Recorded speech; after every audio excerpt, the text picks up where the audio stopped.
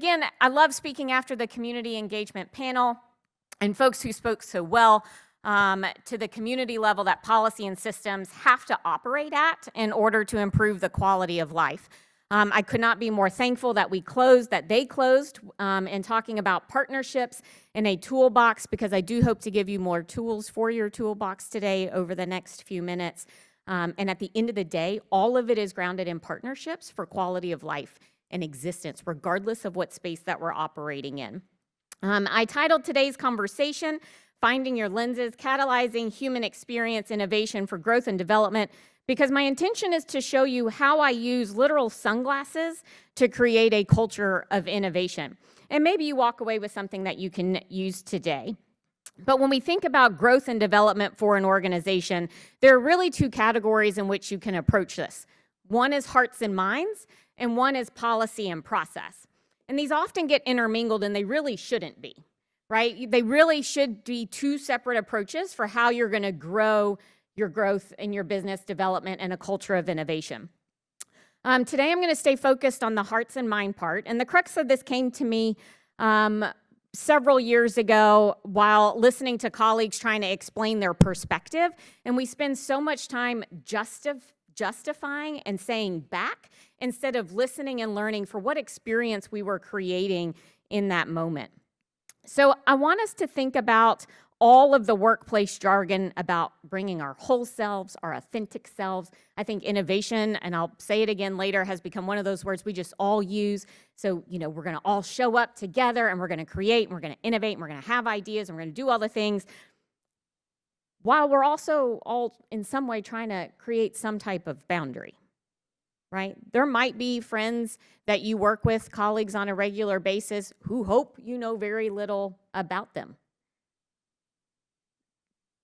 How much might others genuinely not know about you? They think they do. People assume I'm an extrovert. I'm not. Very much an introvert, right?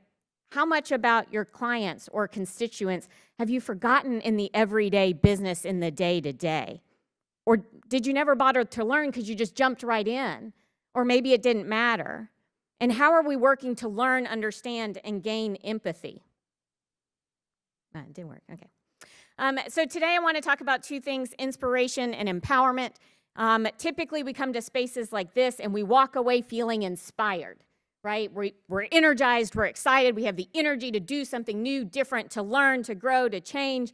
But then Monday happens, or the next day happens, or your inbox happens. I'm still working through being out one day, 2 weeks ago, right? And so then we also have to talk about the empowerment piece. Where are the tools to do the hard things so that we don't get caught up in the inbox, or we don't get stuck in paralysis by analysis, or we don't get stuck wondering, well, I don't actually know how to move this new idea forward. I know I wanted to, it's a good idea, but I don't know what to do with that information.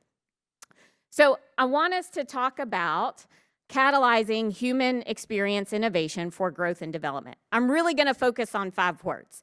And this particular slide is, inspired by my younger children. Do you remember doing this in school where you had to circle the words and they meant some type of parts of speech? I didn't actually do this. I grew up English as a second language. That's why I keep notes so that I stay focused in what I'm talking about and I don't get tripped up in a different language. But my kids do this all the time. I also don't know what time the train left the station, but I have enough wisdom sparkles now. I no longer care what time the train left the station, right? But anyway, I know this, the point is I understand this is a thing, right? And I'm going to use this trick in order to help explain my point today. So we're going to start with obviously, of the first of the 5 words, the human component to this. And I want us to think about this catchphrase, right? What we do determines who we are. This is often how we think about things, that we have to do something in order to show people who we really are, what we meant, what we intended, what we're all about, right? The way we act demonstrates the type of person. The problem with the words in this mindset is that it's actually the focus of the expression. I must do, so you receive, right? And that's the piece that I want to change. And I'd like us to flip that language to who we are determines what we do. At my core, I'm going to do this because that's who I am. That's who you know me to be. Not because I need you to feel this experience, think this about me, but that's my inner beauty. That's what makes me unique as a person. And that's shaped by my lived experience. It's the physical manifestation of your genuineness, your ability to care for others. And this is what makes us human. Our experiences are unique to us. I grew up poor. Now I got to put things down to play with my bag of tricks here. We grew up very poor in a developing country, in Indonesia, right? So, some of us get real critical about going to a potluck, an office potluck. I'm not touching that. Somebody else touched that, right? But until you've had to eat off those streets, you're going to be okay at that office potluck, right? Just saying, you're going to be all right. All right. But I often say sometimes things just don't feel right. But this is also how I learned to trust my gut, right? Later, I moved to South Africa and lived in a township. Also had no money. I went there without a job. I couldn't get a work visa, so I just bopped around in this township and picked up odd jobs so that the village would take care of me. I didn't want for anything. And in fact, gained 52 pounds, to which the village said, "This is a miracle." And I was like, in no culture, is that a wonderful thing? And they're like, yeah, it is. Because it means we had enough to do this to you, for you, with you. In love, in family, in friendship with you. We were able to take care of you. Those parts of my upbringing absolutely inform who I am and how I operate with the people that I work with, right? There's a timer down here, but we're getting real close to me not being able to see nothing. I'll probably fall off the back, but somebody make sure you have this on video. I'll need that later. I'm also very much short, vertically challenged, pocket-sized, right? I'm actually in 7-inch heels, you just can't tell, right? But this frames a lot for me in terms of how I show up to speak in a place. I once had a place after I said, hey, your 5-foot wooden podium isn't going to work for me. I'm 5'1". It doesn't matter how high you lift the stage, you're not going to be able to see me. It changes how I teach in class at the university. It changes how I enter a room when we're in a networking space. That one place told me to bring my own stool. For reference. I walked into a business partnership meeting and a colleague, my counterpart from the industry partner, he's 6'7", okay? Can't go that way, I see something on the floor. 6'7", and he walks up to me and he introduces himself to my two male counterparts, gets to me and goes like this. What's your name? My male colleagues took a step back and said, that heel's getting ready to go right through your eyeball, buddy. Right? But I get it. I'm small. I was born Catholic, raised Buddhist in a Muslim country, and now attend a Christian church. I got all kinds of questions about religion, y'all. I'm running out of headspace. I'm a mom, a stepmom, a foster mom, a gym mom, a soccer mom. I'm a tired mom. That's what you need to know. But I'm a trained evaluationist. I collect information. I collect input, if you are part of the strengths test, right? And I could add more glasses, but I really don't have space. And I'm also an arranger. If you're an arranger, you have to say it like you're a superhero, like it's a name. I'm an arranger, right? Okay. And that means I have to fix the problem. I have to build. I thrive in growth and development. It makes me strong in change management and helping organizations shift. But this is the point. Other than looking ridiculous, right? But this visual is intentional for numerous reasons. These sunglasses represent our phenomenology, how we know what we know, how we understand and process our lived experience and somebody else's that is being projected at us. And it is this lived experience. Ooh, I need to clicky. Thanks. Nothing happened. I broke it. Yeah, okay. Plot twist, I was clicking the wrong button because I can't see. It's great. Anyway, it is our lived experience, and the intent is to demonstrate that at no point can we actually see the world as just demonstrated by my inability to click the right button, right? That shapes who we are as individuals. It's the lens shifting that is what makes us unique. The lens in which we're looking through in a conversation, in a partnership meeting, in an argument, in a negotiation, that changes how we respond to the information that we're receiving. The lens in which we are looking through and therefore interacting with the world constantly have to shift. I chose sunglasses to represent this point about perspective and how we operate within a community of any size, because it visually helps you understand the complexities of all the ways that elements of your background can and do intersect and impact how you engage with the world. But also they're tinted. I'm not using sunglasses, or I'm not using glasses, I'm using sunglasses, devices that help protect our eyes from bright light, from something that could cause harm. It is something that creates a film, so things aren't always as crisp or as clear. In the same way, when we are not aware of the lens in which we are viewing a policy, a process, a program, an interaction, we are guarding ourselves from all the elements that are contributing to that situation. We have applied our own tint. I want you to start reflecting on all the lenses that you have. Are you a veteran, multilingual, the type of family you grew up in? Where did you grow up? Urban, suburban, type of home, large or small community? What did that look like? Did you have to work growing up? Did you have different physical abilities? Did you have different learning abilities? Did you have to take care of siblings or other young children in your home, or a parent or a grandparent? Do you have debt? Do you own a car? Do you have special medical needs? I could go on and on. But this really is about how you experience people and how people experience you, and the impact that that has on their relationship with you. We react to people, situations, conditions based on which lens is in the dominant position. So when we add the human component, I got it right that time. When we add the human component to create the actual human experience, this is how we start to get to the how we cultivate growth and innovation. This is about how we focus on growth and development. We have to remember that each lens impacts how I respond to my colleagues, supervisors, new activities, new initiatives, a crisis. By focusing on recognizing the lenses that everyone is wearing, we cultivate innovation. Innovation has to be, as I said earlier, one of the most popular buzzwords today. We could all probably agree that at its most basic level, the socially accepted definition in the vernacular for innovation is about something new, novel, or different. But take a breath, because I want us to really think about how we get to do it different. Do I have any parents in the room? How many times have you said to that child, be better, do better?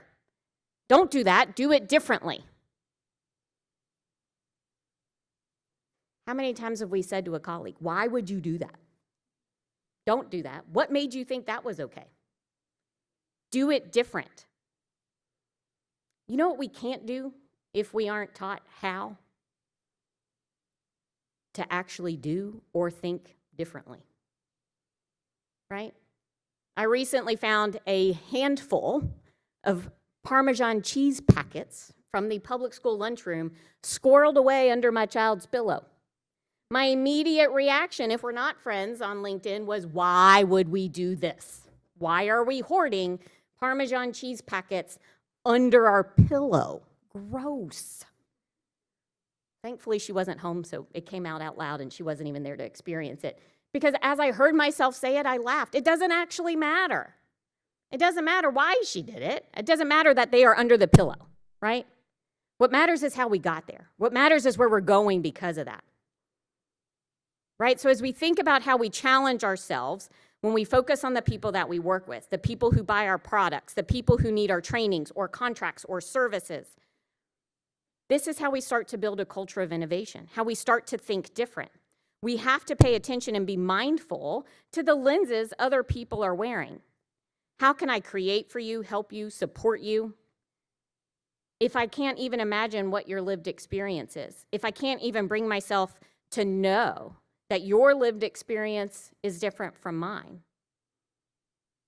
Even more directly, if I can't even bring myself to ask.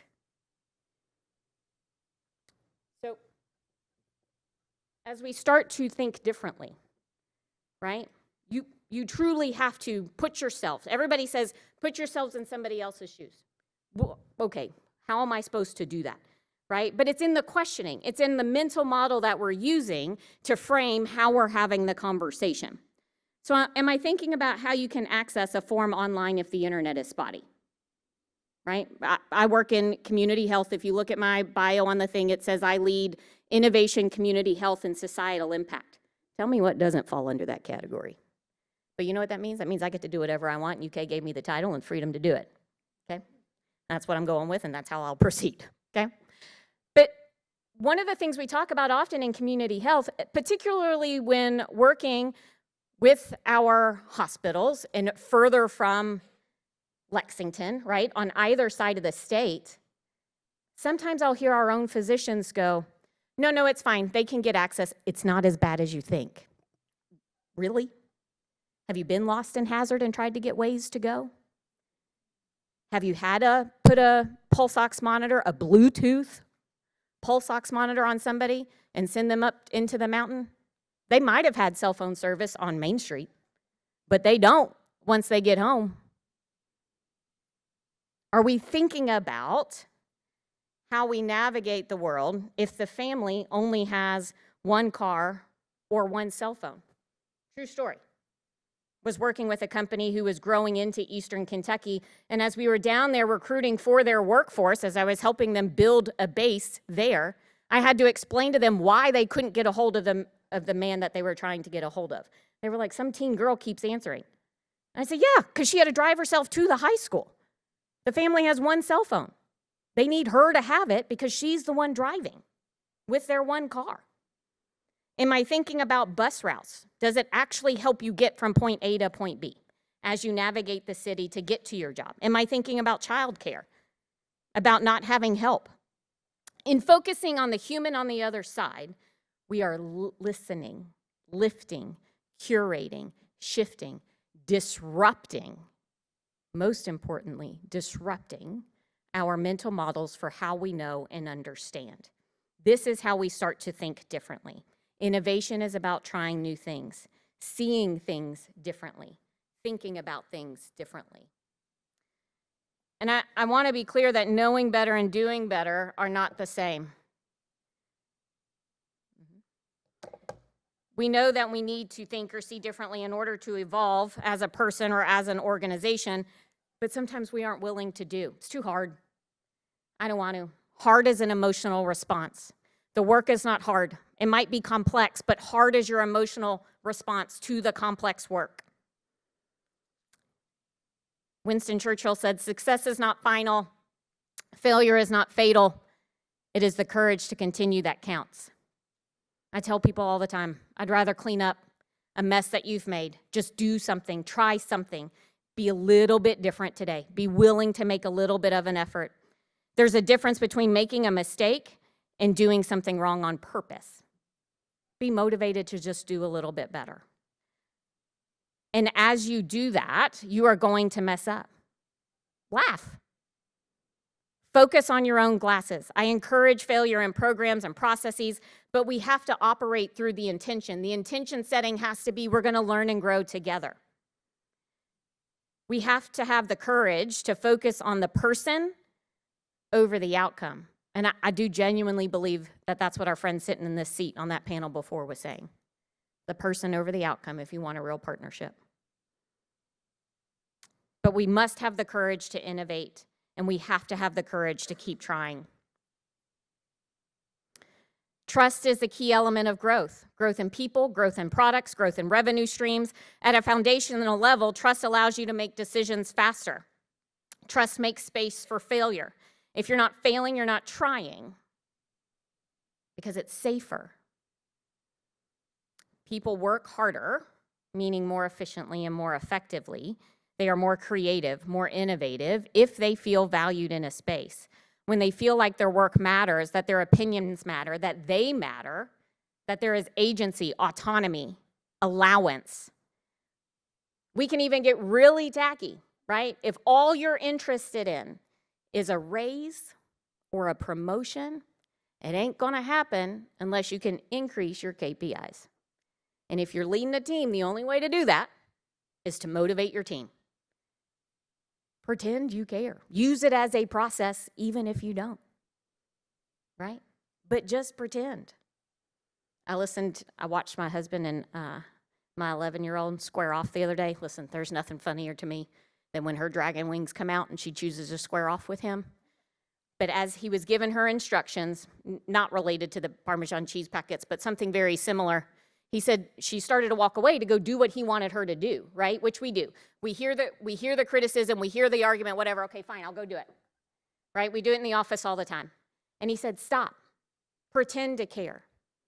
Just pretend for a moment you care why this frustrates me. And I thought, that's the thing. Except she turned around and looked at him like, what? And I was like, ooh. There's a choice, sis.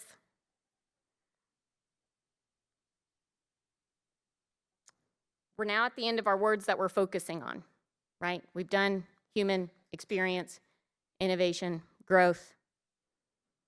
Development is last.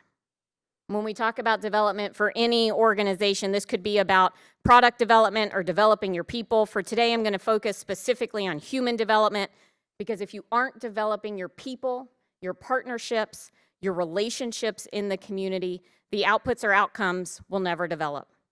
You can't develop your people if you don't care enough to find their lenses. And again, it doesn't really matter to me. I don't really care what your motivation for doing it is, but it is a tool. Find how they see the world. Find what is causing them to see it in this way.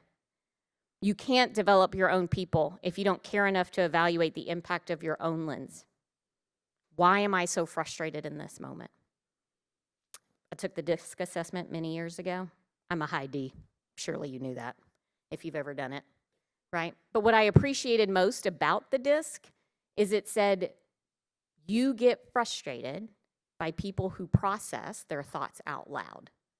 And I immediately thought, oh, Barry, we'll call him Barry, isn't an idiot, which is really what my brain had been saying for 18 months.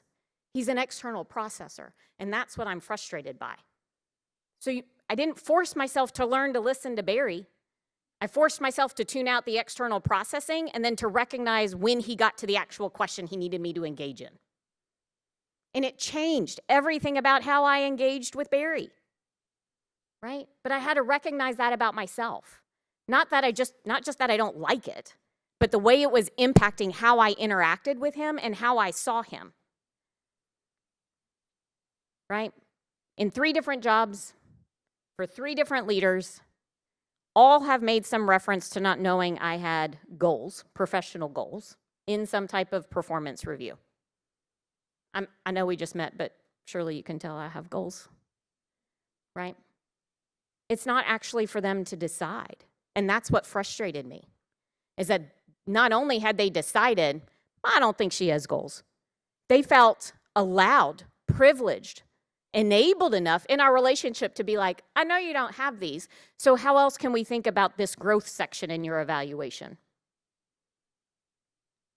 I don't often lead with, it's Dr. Wright, but in those moments I did. Maybe I did. The problem, again, is that they couldn't see past their own lens to determine mine for me. It deeply impacted how I operated in that space. Knowing made it worse than it already was, because then I understood how they refused to see me in that space. And I want to focus back on this thesis about being, oops, plot twist, don't get there yet, about being goal-oriented, mission-focused. There's no conjunction here, no or and. It's both things. If I build a vision for a strong mission, and I have communicated that mission clearly to my team, then the goals that they identified for themselves should directly align with the mission, automatically. If I am paying attention to their goals, what they want to accomplish, and also how they are valued and the value that they add to our mission, to the vision, all of those things will automatically fall in alignment. So then if I can focus on their needs as a person, as opposed to KPIs or a strategy, if I focus on what they need as a human, how to make sure they are meeting those goals, we will advance the mission. Because if you are goal-focused, person-focused, focus on the return of the impact on being with those people, it changes how people engage with the mission and with their work. That's what I'm talking about.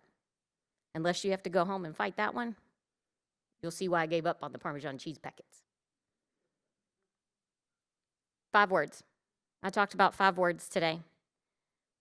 I mean, I can talk about anything when I'm constantly interacting and fighting, negotiating, advocating for the person on that screen. You all, that is her official school photo. Just one more time.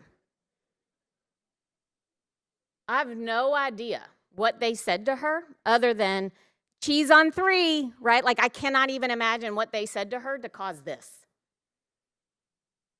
Something about the day led her to believe this was the acceptable school photo that was supposed to come home to mom. Did I buy it? Sure did. Did I put it on the Christmas card? It's the only one there.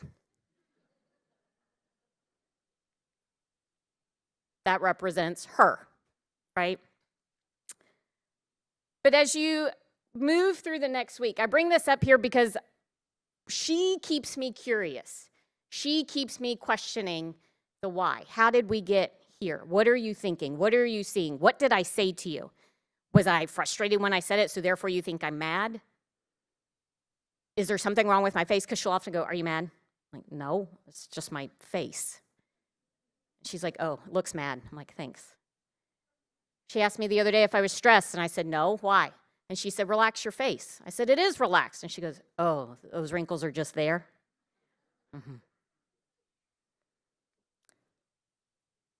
I want you to think of her as you move through this week. How can you get curious about the people around you, about the people that you work with,